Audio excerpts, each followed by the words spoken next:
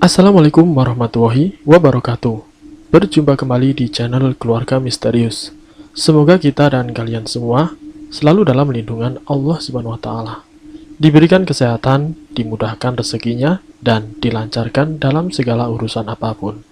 Pada kesempatan kali ini saya akan membawakan kisah misteri yang ditulis oleh Ed Nafila. Kalian juga dapat mengunjungi tweet beliau langsung ya. Nanti link saya akan sediakan di kolom deskripsinya. Oh iya, di dalam cerita ini, nama dan tempatnya disamarkan semua ya, untuk menjaga privasi pihak yang terlibat di dalamnya. Yuk daripada kita lama-lama langsung saja kita simak ceritanya. Di kesempatan kali ini, saya akan membawakan kisah misteri yang berjudul Kesaksian Seorang Sopir yang Istrinya Akan Dijadikan Tumbal. Seperti apa kisahnya? Mari kita mulai ceritanya. Ini adalah pengalaman sopir yang pernah bekerja di salah satu tempat yang majikannya ini melakukan pesugihan. Sebut saja sopir ini adalah Doni. Doni bekerja di tempat majikannya, yaitu sebut saja namanya Pak Tommy. Pak Tommy mempunyai usaha di bidang konveksi. Usaha yang ditekuni dan dikelola Pak Tommy ini bisa menghasilkan untung yang besar. Pengalaman Doni yang sebagai sopir travel pengantar barang sebelum terjadinya kejadian aneh tentang meninggalnya orang tuanya Pak Tommy yang meninggal secara mendadak. Sebelumnya Pak Tommy ini sebagai pengusaha konveksi yang sederhana. Pak Tommy tidak begitu terlihat kekayaannya. Karena usaha yang bergerak di bidang konveksi ini yang sangat sederhana, bahkan hampir 7 tahun lamanya, usaha yang ditekuni Pak Tommy ini hanya begitu-begitu saja, tidak membuat perubahan yang banyak. Hanya bisa membeli motor dan merenovasi rumah saja. Namun semenjak kematian orang tuanya Pak Tommy yang secara mendadak, di pertengahan tahun setelah kematian orang tuanya, usaha yang dilakukan Pak Tommy tiba-tiba berubah secara drastis. Yang tadinya karyawannya hanya 10, sekarang Pak Tommy mempunyai banyak cabang konveksi yang ditempatkan berbagai desa, bahkan kota yang ada di wilayahnya. Doni itu ditugaskan untuk mengantar barang ke pelanggan-pelanggannya. Doni ini bekerja sudah lama dengan Pak Tommy. Bahkan dari Pak Tommy merintis usaha konveksi, Doni sudah ikut bekerja dengannya. Doni mengantarkan barang pesanan dari Pak Tommy untuk pelanggannya, biasanya 2 kali dalam seminggu. Tapi semenjak kejadian itu, Doni bisa mengirimkan barang sampai 3 kali dalam seminggu. Usaha yang dikelola Pak Tommy berkembang secara pesat, yang selama 7 tahun hanya menghasilkan renovasi rumah kecil-kecilan dan hanya mempunyai motor biasa saja. Tapi setengah tahun semenjak kematian orang tuanya, Pak Tommy mempunyai beberapa aset yang sangat berbeda dari sebelumnya. Cabang yang sudah banyak, motor yang selalu gonta-ganti setiap bulannya, mobil pun bisa dibeli dengan mudahnya, dan yang pasti, tentang perubahan rumah yang dulu dia tempati, sekarang menjadi rumah yang besar, yang sudah tidak digunakan untuk usaha konveksi lagi. Karena usaha konveksinya dipindahkan di lain tempat, rumahnya hanya digunakan untuk dirinya dan juga istri dan kedua anaknya. Semenjak Doni bekerja di tempatnya Pak Tommy ini, Doni merasakan ada hal yang aneh. Dari hal yang pertama, Doni merasakan tentang kecurigaan kalau Pak Tommy ini melakukan sesuatu yang ganjil, yaitu tentang pesugihan. Karena Doni pernah melihat Pak Tommy beserta istrinya berbelanja berbagai macam kembang, seperti untuk melakukan sesembahan atau melakukan ritual. Tapi waktu Doni bertanya kepada istri Pak Tommy, katanya kembang itu untuk bekal takziah ke makam orang tuanya Pak Tommy. Namun di setiap malam-malam tertentu, Doni menyaksikan kalau Pak Tommy ini tidak bisa ditemui, jadi harus menunggu hari berikutnya. Itu hanya di malam tertentu saja, tepatnya di malam Jumat Kliwon. Pasti di malam itu Pak Tommy tidak bisa ditemui, dengan alasan Pak Tommy sedang sibuk dengan pekerjaannya. Nah, di beberapa hari ini, Doni melihat perilaku aneh dari istrinya Pak Tommy. Setiap asisten rumah tangganya mau membersihkan kamar di setiap rumah tersebut, istrinya Pak Tommy ini tidak memperbolehkan asisten rumah tangganya untuk membersihkan kamar yang berada di ujung tangga. Dan pada saat malam hari, Saat Doni lembur karena ada banyak pesanan yang harus segera dikirim, Doni berkunjung ke rumahnya Pak Tommy untuk mengambil barang.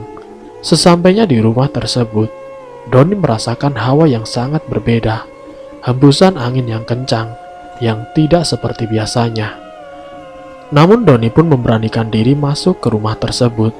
Tidak butuh waktu yang lama, barang tersebut diambil, dan Doni pun langsung meninggalkan rumah tersebut. Singkat cerita, setelah 1 tahun orang tuanya Pak Tommy meninggal, Doni mendapati hal yang sangat aneh tentang anak pertamanya Pak Tommy yang meninggal. Karena Doni ini menyaksikan bagaimana sakit yang diderita anak pertamanya Pak Tommy, Doni sempat mengantarkan anak pertamanya Pak Tommy ke rumah sakit. Secara Doni ini sebagai sopir, sebagai orang kepercayaan dari Pak Tommy. Waktu Doni mengantar anaknya Pak Tommy ke rumah sakit, saat di perjalanan, Doni mendengar jeritan dan rintihan anaknya Pak Tommy yang sangat pilu.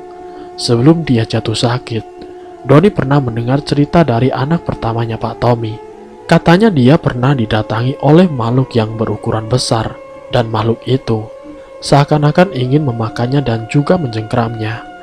Doni yang waktu itu mendengar cerita tersebut semakin curiga dengan majikannya melakukan pesugihan. Sesampainya di rumah sakit, Doni menyaksikan anak pertamanya Pak Tommy yang menangis kesakitan, didampingi oleh istrinya Pak Tommy dan juga adiknya. Dan waktu itu Pak Tommy sendiri sedang keluar kota, jadi tidak bisa mengantarkan anaknya yang sedang mengalami sakit. 1 minggu lamanya, dia dirawat di rumah sakit, namun nyawanya tidak tertolong.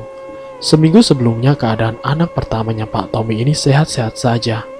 Doni benar-benar merasakan hal yang sangat aneh dan ganjil. Apakah benar kalau majikannya melakukan ritual pesugihan?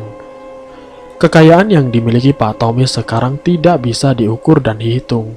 Doni semakin bingung apa yang harus dilakukannya. Dengan kenyataannya, kalau anak pertamanya Pak Tommy meninggal dikarenakan tumbal pesugihan yang dilakukan oleh orang tuanya sendiri. Doni khawatir dan cemas, siapa lagi yang akan dijadikan tumbal. Doni mengetahui perilaku majikannya yang sangat aneh, yang sering diam, yang tidak banyak bergaul dengan lingkungan sekitar. Berbeda dengan 7 tahun yang dikenal Doni, sebelum Pak Tommy sukses seperti sekarang ini. Sebelumnya Pak Tommy sering sosialisasi dengan warga sekitar. Tentang orang sekitar yang meninggal dunia, dia selalu menengoknya. Tentang orang yang sedang mengalami musibah pun, dia sering datang. Bahkan saat selesai bekerja pun, dia sering nongkrong di warung. Namun setelah kematian orang tuanya dan juga setelah kematian anak pertamanya, Pak Tommy sangat jauh dari warga, sangat jauh dari agamanya. Bukan itu saja yang membuat Doni cemas dan khawatir. Kalau nanti di tahun berikutnya, dirinya yang akan dijadikan tumbal. Doni pun mencoba mencari tahu tentang apa yang sebenarnya terjadi, dan apa yang membuat kekayaan majikannya ini berlimpah-limpah. Setelah anak yang pertamanya meninggal, 2 bulan kemudian, usahanya Pak Tommy semakin meningkat. Dengan kekayaan yang melimpah, yang membuat Doni ini semakin yakin pesugihan yang dilakukan majikannya ini benar-benar pesugihan yang membuat kekayaannya semakin berlimpah. Namun pada saat Doni sedang mengambil barang di tempat yang memang sebagai cabang dari usahanya Pak Tommy, yang akan diantarkan ke Jakarta, yang biasanya setiap jam 9 malam mampir ke rumah majikannya. Namun Doni tidak ditemui oleh Pak Tommy, tapi ditemui oleh istrinya. Saat Doni bertemu dengan istrinya Pak Tommy, Doni meminta uang sebagai bekal berangkat ke Jakarta. Tapi saat dia mencoba untuk menyalakan mobil, tiba-tiba mobil yang dikendarainya mengalami problem. Doni pun mencoba membuka mesin mobil, dan Doni mencoba meminta izin untuk mencari alat agar bisa berangkat mengantarkan barang sesuai dengan tujuan. Diizinkanlah Doni oleh istrinya Pak Tommy. Kamu masuk ke arah belakang saja. Di belakang rumah ini pokoknya lurus saja. Nah, di situ kamu nanti ketemu alat perkakas. Untuk semua barang-barang yang kamu perlukan ada di sana, ujar istrinya Pak Tommy. Karena Doni memang belum pernah masuk sampai ke area belakang rumah besar tersebut, Dan saat Doni masuk ke area yang ditujukan oleh istrinya Pak Tommy, Doni merasakan hawa dingin yang membuat bulu kuduknya merinding. Doni merasakan detak jantungnya yang semakin berdebar-debar. Saat dirinya menuju kamar belakang itu, Doni melewati kamar yang memang keadaannya tidak ada penerangan sama sekali. Di depan kamar tersebut, Doni mendengar auman dan juga ramai seperti hewan buas. Halusinasi Doni semakin nyata, dengan detak jantung yang semakin kencang dan rasa takut yang kian memuncak. Doni pun langsung mencari alat yang diperlukan untuk memperbaiki mobilnya. Karena ketakutan itu muncul, alat yang ditarik itu sembarangan, entah itu alat apa. Sementara suara seperti hewan buas ini semakin keras, Doni pun semakin takut. Mana barang yang harus diperlukannya belum terambil semua. Setelah Doni berusaha tenang dan menghalau ketakutannya, akhirnya alat tersebut ketemu. Doni langsung lari menuju ke area depan. Rasa was-was itu semakin hadir saat Doni menemui istrinya Pak Tommy. Doni ingin menanyakan dan menceritakan apa yang dialami barusan. Namun Doni tidak berani menceritakan kepada istri majikannya. Doni mencoba membenahi mobilnya dan langsung saja, karena mobil yang tiba-tiba bisa menyala kembali dan perkakas yang tadinya harus ditaruh di belakang karena rasa takutnya yang belum sirna. Akhirnya alat itu dibiarkan di ruangan depan tanpa harus mengembalikan ke area belakang. Doni memutuskan untuk pamitan kepada istrinya Pak Tommy untuk pergi menuju ke Jakarta. Doni melanjutkan pekerjaan seperti biasanya, tapi sepanjang perjalanan, dia masih mengingat suara yang didengar di ruangan belakang rumahnya Pak Tommy. Perasaan curiga, perasaan khawatir muncul di dalam dirinya, yang membuat Doni ketakutan, dan rasa curiganya kian memuncak. Jika majikannya benar-benar melakukan pesugihan di malam tertentu, yang memang tidak bisa ditemui oleh siapapun. Rasa curiga dan penasaran Doni kian memuncak. Pada esok hari saat Doni berkunjung ke rumahnya Pak Tommy lagi, Doni meminta izin kepada Pak Tommy untuk mengambil ban, agar bisa dibawa di dalam mobil, untuk berjaga-jaga saat dia mengantarkan barang atau sedang melakukan perjalanan. Diizinkanlah Doni oleh majikannya. Doni mencari barang menuju ke area belakang. Sesampainya di sana, Doni mendengar lagi suara seperti tempo lalu. Benar-benar suara itu sangat jelas didengarnya. Apa mungkin kalau majikannya memelihara hewan buas? Suara itu benar-benar bisa didengar oleh Doni. Doni yang mengambil satu persatu perkakas yang akan dibawa di dalam mobil untuk jaga-jaga. Doni pun mencoba untuk mengabaikan suara yang didengarnya. Tapi perasaan takut tiba-tiba muncul. Selesai mengambil perkakas, Doni lewat dan mencoba menengok pintu kamar tersebut. Karena rasa penasarannya, Doni mencoba mengintip kamar tersebut dan melihat banyak alat sesaji dan bau kemenyan. Juga suara yang benar-benar semakin jelas. Malam harinya saat Doni berada di rumah, ia menceritakan kejadian yang dialaminya sewaktu berada di rumah Pak Tommy. Saat dia mengambil perkakas, 2 kali kejadian yang sama, tapi beda waktu. Pengalaman yang dialami Doni saat melintasi kamar yang banyak sesajennya. Doni menceritakan kepada istrinya. Istrinya Doni yang mendengarkan satu persatu pengalaman yang dialami oleh suaminya yaitu Doni. Istrinya sangat kaget dan takut. Apalagi posisi istrinya yang sedang hamil muda. Antara harus menyuruh suaminya berhenti dari majikannya atau tidak. Sementara gaji yang didapat itu jauh lebih besar daripada waktu Doni bekerja di tempat lain, yang bekerja hanya 2 minggu sekali. Namun karena keadaan istrinya Doni yang sedang hamil, dia memaksakan agar suaminya untuk berhenti. Dari pekerjaannya sebagai sopir pribadi Pak Tommy dan juga sebagai sopir pengantar barang. Doni pun meminta izin kepada majikannya agar dirinya bisa berhenti dari pekerjaannya. Namun Pak Tommy menyarankan agar menunggu waktu yang tepat karena belum ada pengganti sebagai sopir pengantar barang konveksinya. Lalu tidak lama kemudian, dengan gaji yang sangat besar, tidak seperti gaji sopir yang lainnya, Pak Tommy pun dengan mudahnya mendapatkan sopir pengganti. Untuk saat itu juga, Doni sudah tidak lagi bekerja di tempat Pak Tommy. Kecurigaan, kekhawatiran setelah hampir 2 tahun lebih 8 bulan. Setelah dia keluar dari tempat dia bekerja, kejadian-kejadian aneh mulai dialami oleh Doni. Saat berada di dalam rumah, saat sedang menjaga istrinya, Doni mendengar suara yang sama saat dulu ia mengambil perkakas mobil. Doni mendengar suara yang jelas, suara auman seperti hewan buas, suara erangan dan juga suaranya berada di sekeliling rumah yang ditinggalinya. Padahal rumah Doni sekelilingnya tidak ada pepohonan ataupun kebun, maka suara itu terbilang aneh. Suara yang sering terdengar bukan cuma itu saja. Doni kini benar-benar merasakan kekhawatiran yang sangat besar. Doni pun memimpikan kalau istrinya yang sedang mengandung ditarik oleh sosok yang sangat aneh, sosok hitam yang berbulu, menarik-narik tangan istrinya. Karena mimpi tersebut, Doni bingung harus bagaimana. Dia pun mencari pertolongan, karena khawatir dengan istrinya dan juga anak yang di dalam kandungannya. Doni menceritakan kepada istrinya tentang mimpi yang dialaminya. Kalau istrinya sedang dicari-cari makhluk tinggi besar berbulu lebat, istrinya hanya menyarankan agar meminta pertolongan kepada orang yang tidak jauh dari tempat tinggalnya. Saat itu juga, Doni langsung mendatangi kediamannya. Doni menceritakan satu persatu tentang awal mula orang tuanya Pak Tommy yang meninggal, tentang suara aneh yang saat itu mengambil perkakas.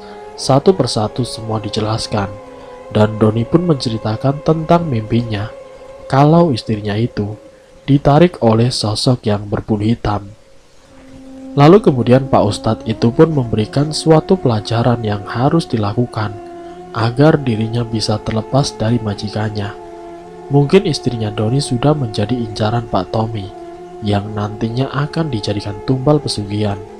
Pak Ustadz memberikan suatu saran, suatu cara yang nanti akan dilakukan oleh Doni dan istrinya agar selamat dari majikan karena sudah terlalu sering atau banyak memakan bagian harta dari majikannya itu. Untuk membersihkannya, Doni pun harus membaca amalan yang memang harus dilakukan oleh Doni dan keluarganya. Dengan tekun Doni pun melakukan apa yang diajarkan oleh Pak Ustadz. Bertepatan dengan istrinya yang akan melahirkan, saat istrinya dibawa ke rumah sakit yang sedang mengalami pendarahan, istrinya sedang berusaha dengan sekuat tenaga ingin melahirkan anaknya. Doni sangat khawatir, tapi karena keyakinan kalau Sang Pencipta masih melindungi dia dan keluarganya. Namun yang diinginkan Doni tidak sesuai harapan. Anaknya yang berusaha dilahirkan oleh istrinya ternyata tidak terselamatkan.